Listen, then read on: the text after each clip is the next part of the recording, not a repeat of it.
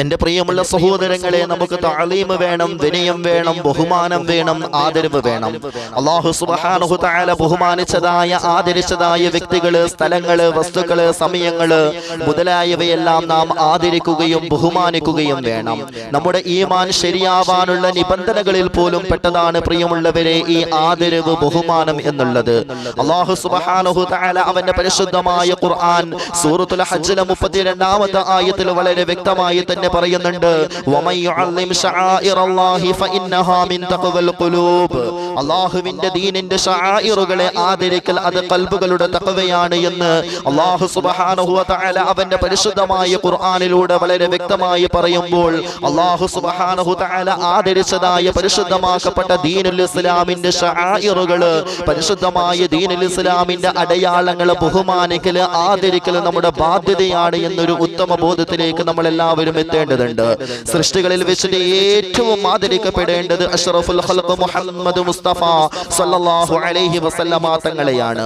അവിടുത്തെ ശബ്ദത്തേക്കാൾ ശബ്ദം ഉയർത്തുകയോ ഉച്ചത്തിൽ അല്ലാഹുവിന്റെ ഹബീബ് നബി മുഹമ്മദ് മുസ്തഫ സല്ലല്ലാഹു അലൈഹി വസല്ലമ തങ്ങളോട് സംസാരിക്കുകയോ ചെയ്യുന്നത് അല്ലാഹു സുബ്ഹാനഹു തആല നിരോധിച്ചിട്ടുണ്ട്.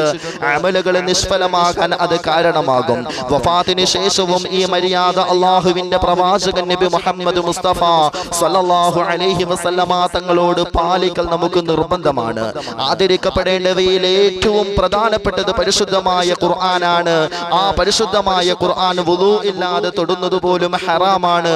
ഉയർന്ന സ്ഥലത്ത് വെക്കുക, അതിനു മുകളിൽ മറ്റൊന്നും വെക്കാതിരിക്കുക, പാരായണം ചെയ്യുന്നത് ശ്രദ്ധിച്ചു കേൾക്കുക തുടങ്ങിയവ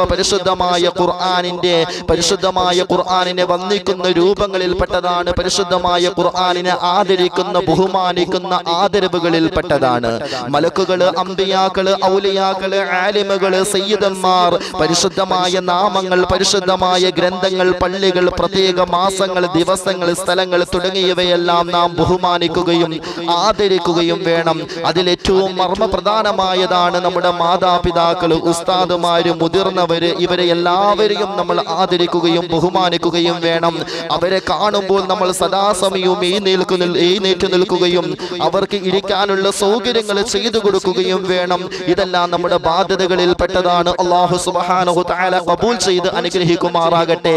അല്ലാഹു സുബ്ഹാനഹു തആല ബഹുമാനിച്ചതായ ആദരിച്ചതായ വ്യക്തികളെയും സ്ഥലങ്ങളെയും അല്ലാഹു തആല ആദരിച്ച ബഹുമാനിച്ച മുഴുവൻ വസ്തുക്കളെയും ബഹുമാനിക്കാൻ അല്ലാഹു തആല നമുക്ക് തൗഫീഖ് നൽകി അനുഗ്രഹിക്കുമാറാകട്ടെ.